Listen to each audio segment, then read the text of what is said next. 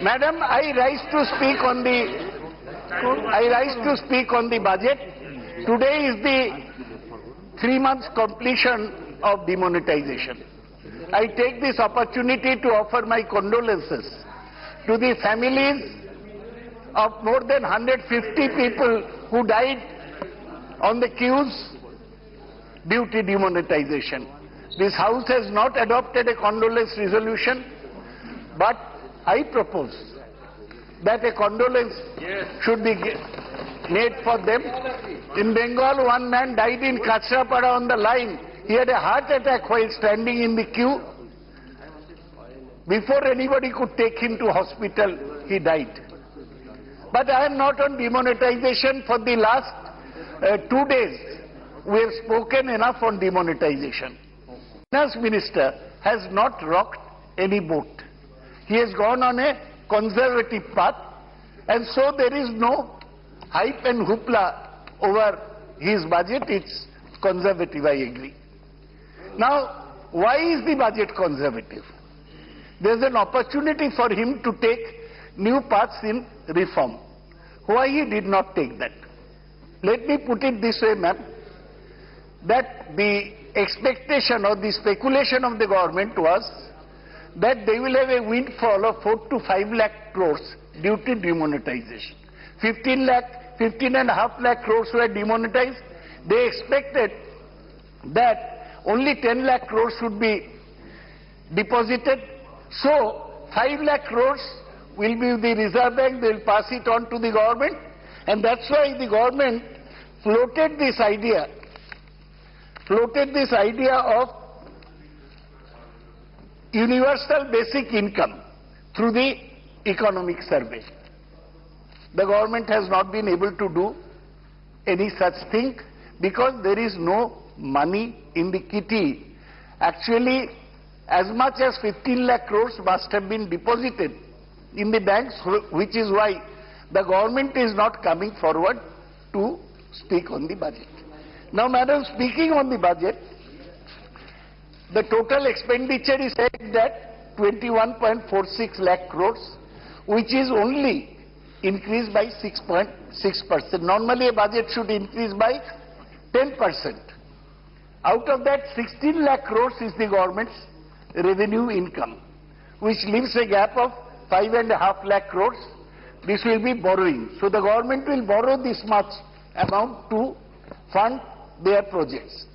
Tax revenue will be up, but non-tax revenue, which last year was due to sale of spectrum, will be down by as much as 13.7%. Capital receipt is expected on the ground of disinvestment, but it is doubtful if the government's target of the disinvestment will be filled, because up to December only 23,000 crores have been found due to disinvestment. So the government will not be able to meet its target of disinvestment. Now the government has, out of this 21 lakh crores expenditure, government has December तक केवल 23,000 करोड़ का disinvestment हुआ. You will not be able to reach your target. You are supporting me. Sir, railways, which he took over forcibly, has a budget of 1,31,000 crores. Poor the railway minister, he could not even protest. But after the finance minister took over the job of the railway minister, two major accidents have taken place. One in Kanpur Dehat, 146 people died, and another in Hirakhand Express, where 36 people died. So railway safety, he has promised 1 lakh crores, is in very bad shape. Madam, the defense expenditure is pegged at 2,74,000 crores, which is only 26% of China's military budget. We want to become a big nation, strong nation, but when spending is concerned, we are only spending 26% of China's military budget. China has got the newest missile with multi-polar missile. Together they will, one warhead will carry 10 missiles, and we are far behind China. Now, madam, the main problem in this budget, why the government could not spend more money, is that there is no money in the kitty. Main problem is, I mentioned that due to failure of demonetization, there will be no financial bonanza for the government. Now, what will this lead to, madam? This will lead to severe joblessness. One, madam, I'll bring some figures to you, that this was a budget where government could have taken a big step towards jobs. Now, how would that be done? 1 million people are entering the job market every month, and in 2015, of which figures are available, only 1,35,000 jobs were created. Now, so there is no investment by the private sector in the Indian economy. Where will the jobs come from becomes the big question. Now, they have said that for job market, youth should be skilled.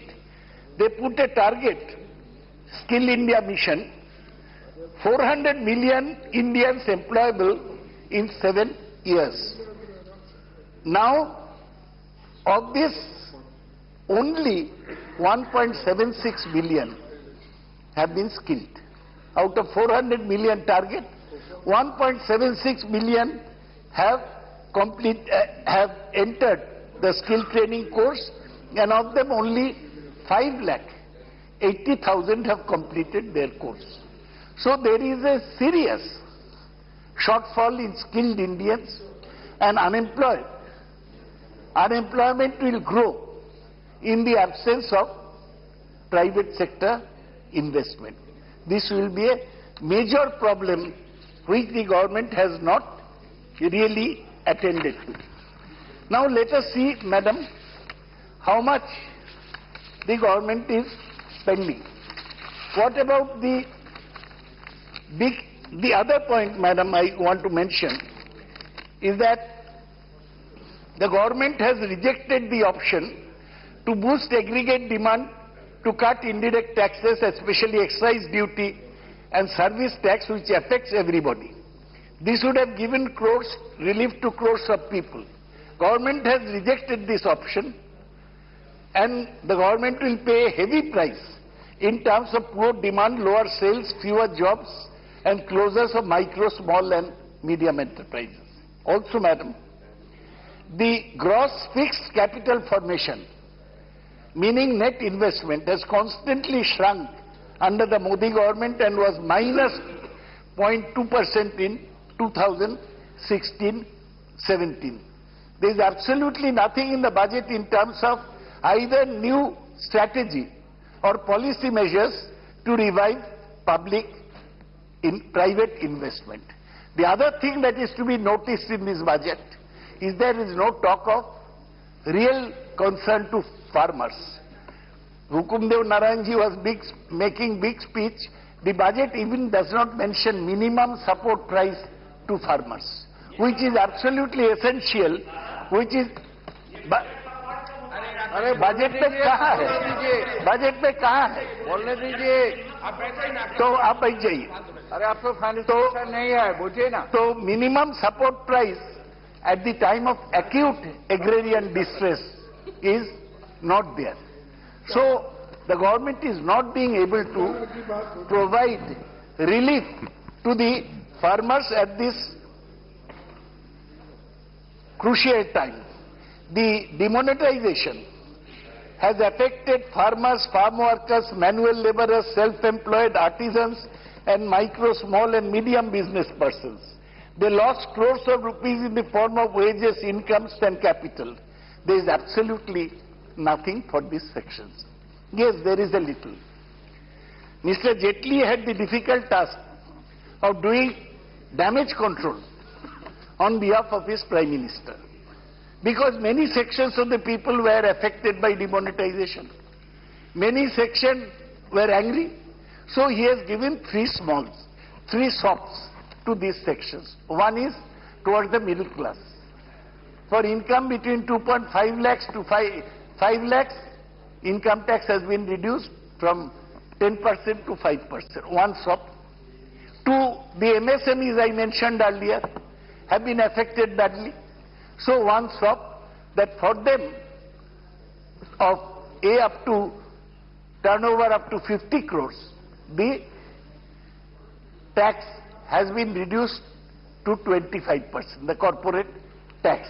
And three, they have kept up the Mahatma Gandhi National NREGA. They have kept it at 48,000. Though it is very small increase, last year it was 47,499. It has been increased by only 1.1%. The need was to increase NREGA by at least 10 to 15% because many people who have lost their jobs are coming back to the villages. Madam, the Hukumdevji was talking of rural development. May I mention that in Pradhan Mantri Sadak Yojana, last year revised estimate was 19,000, this year also it is 19,000, 0% increase. May I mention that the Pradhan Mantri Fasal Bima Yojana, the last year was 13,240, this year it is 9,000 crores, which means a reduction of minus 32%. They are talking of the villages, and this is what is happening to the villages. And again, as far as the cities are concerned, they announced a smart city program with much fanfare. Now, for the smart city mission, the estimate has been lowered from 4,676 crores, revised estimate last year, to 4,000 crores this year. So where is the focus? Where is the thrust of development in urban and rural areas? This is a question I will put to the Honorable Minister. Now, as far as the direct taxes are concerned, I mentioned earlier that two sops have been given. One to the salaried class, another to the MSME.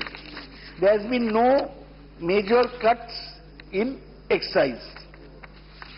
I have no objection to this because you have to keep the tax net big. He has given a lot of logic that in India is an under-taxed country. Our gross tax income to GDP is low. Actually, he was planning to increase taxes, but faced with the anger of the middle classes, the finance minister has not increased the taxes. Now, the finance minister has tried to be path-breaking.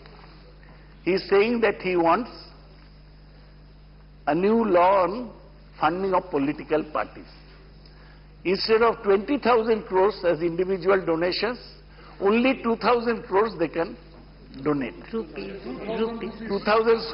2,000 rupees. Thank you, ma'am. They can donate. Now, what's the problem? Instead of printing one receipt, you will print 10 receipts. How does that contain back money? They are saying that you can buy election bonds. If you give your name to the bank, and then you can buy election bonds. That's why RBI Act will be amended. Now, who will want to go to a bank, write his name, buy an electoral bond? Because the government can always access the bank.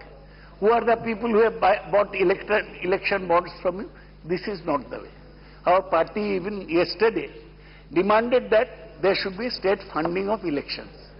Instead of, if you had a bonanza, you should have state funding of election. Let the government finance the major expenditure of the successful candidates, as it happens in Germany and many other countries in the West. They have not talked about such election reforms. Madam, some time hai? Professor Raj, how much time will it take? No, Madam, actually our party has got how much time? 30 minutes. 30 minutes. But everybody You has have said... already spoken? No, I'll cut down my speech. I can speak 1 hour. But Madam, after me, Mr. Kollan Banerjee will speak. So I want to leave sufficient time. How long have I spoken? 20 minutes. 20 minutes I have spoken, so I am slowly winding up. Madam, this... No, Kollan ke chat.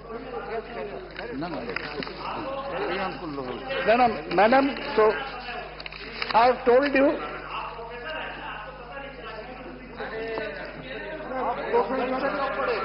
Madam, I have already told you that this budget is a conservative budget.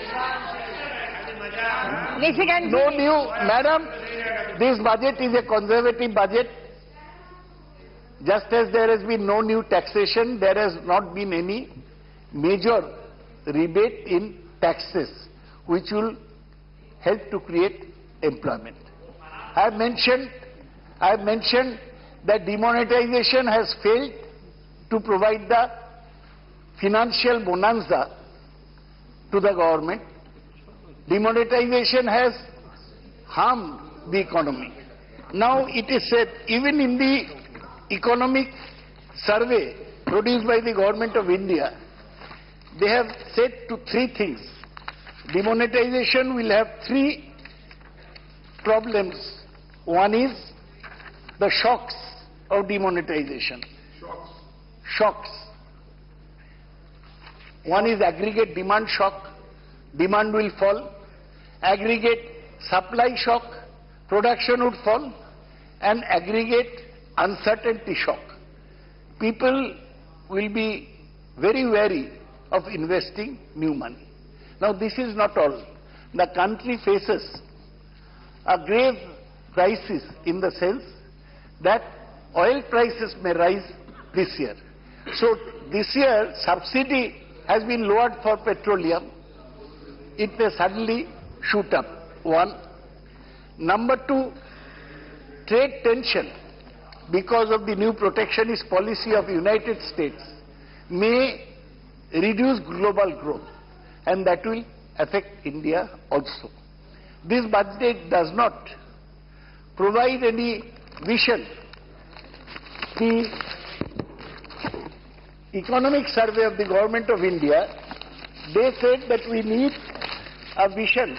Arvind Subramaniam is a truthful man, and he mentioned this, with which I'll end. He said, a new economic vision is needed. If that vision is not to be found, India will waste the second half of its youth bulge the way it wasted the first. The demographic dividend with the youth bulge is already lost, and it will have peaked by 2020. So this budget does not give us a bright picture of the economy. It's just a conservative budget in which the minister has tried to hold the baby for the Prime Minister and done damage control. He was not able to take any major decision. That's why I cannot support the budget.